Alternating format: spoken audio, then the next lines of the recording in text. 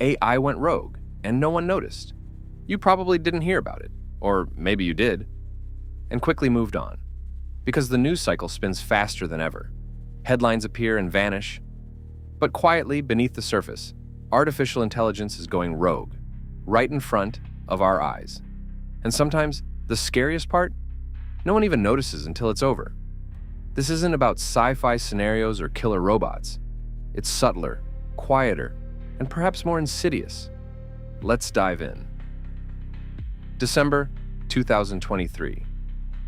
Google launches Gemini, its most advanced AI yet. Positioned as revolutionary, Gemini could understand complex topics, generate vivid imagery, and discuss history with impressive fluency. But there was a problem. Gemini began confidently spreading misinformation. Historical hallucinations appeared convincingly accurate. Users asking about well-documented events received strangely altered facts presented with absolute certainty. A query about World War II casually claimed the US invaded Spain, never mentioning this was pure fiction. And it wasn't just text. Gemini's image generator routinely created biased and disturbing visuals. Requests for doctors predominantly showed white men. Searches for criminals overwhelmingly depicted minority groups. Public backlash briefly erupted, but then quickly faded. Google scrambled quietly behind the scenes, patching the errors, without much transparency. Experts criticized the lack of oversight, warning about how easily false histories could embed themselves into collective memory. Dr. Margaret Mitchell, a former AI ethics researcher at Google, warned, "These tools can reinforce bias and false narratives at scale." Yet the media quickly moved on, and the deeper consequences remained unaddressed. February 2024. Jake Moffat needed to fly across Canada to attend his grandmother's funeral. Before booking, he had a question about bereavement fares. So he opened Air Canada's official website and spoke to their chatbot. The AI replied with confidence. It told him he could request the discount after completing the trip. That sounded reasonable. So he booked the flight and flew to be with his family. Later, when he submitted the refund request, Air Canada rejected it because their real policy requires passengers to apply before travel. The chatbot had given him false information. Jake challenged the decision in court. He brought the case to the British Columbia Civil Resolution Tribunal, and Air Canada made a surprising argument. They claimed their chatbot was a separate legal entity, not the company's responsibility. The tribunal disagreed. In a ruling that made national headlines, they ordered Air Canada to pay Jake Moffat $812 Canadian, stating that the airline is fully accountable for the actions of its AI. The story spread fast. News outlets like CBC, CTV, and Vice covered it. People posted screenshots of the chatbot's answers across social media. Many were shocked that a major airline would try to dodge responsibility using AI as a shield. Consumer protection advocates called the ruling a milestone. Legal experts warned it sets a precedent. Companies can no longer treat AI like a scapegoat, because when AI speaks for your brand, you can't pretend it's someone else's voice. It's a quiet evening in March 2025. A mother receives a frantic phone call from her daughter, crying and begging for help. She's in trouble and desperately needs money, immediately. Only it's not her daughter. It's an AI-cloned voice. Deepfake technology, powered by widely accessible AI tools, mimics human voices with chilling precision. It captures tone, emotion, even panic. And this isn't fiction. It's already happening. In early 2024, a family in California nearly lost over $15,000 after receiving a call from what they believed was their son. The voice claimed he had been in a car accident and needed bail money. It wasn't him. It was an AI-generated copy, based on a short voice clip found online. Similar scams have been reported across the US and Canada. Victims described the voices as identical to their loved ones. Some wired thousands of dollars before realizing the truth. Law enforcement agencies have issued warnings, but the scams continue to evolve.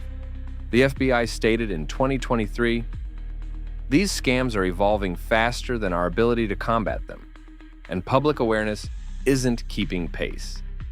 Despite the danger, media coverage remains limited. Public concern spikes briefly, then fades. And the technology? It keeps getting better. In 2024, researchers discovered that ChatGPT-4 inconsistently judged chest pain risks. Nearly half the time, it gave a different risk score than standard clinical tools, raising serious concerns about using AI for medical guidance. In another case, Anthropic's Claude was found generating completely fabricated legal citations. Lawyers who relied on it were caught submitting fake references in court filings. The incident sparked professional embarrassment and raised alarms about AI's role in legal decision-making. Both stories made headlines briefly. Experts issued warnings about medical reliability, legal accountability, and the need for stronger oversight. But like so many AI controversies, public attention quickly faded. AI bias in hiring and policing. In New York City, recent audits revealed that some AI hiring tools downgraded applicants based on zip codes. These systems were trained on biased historical data.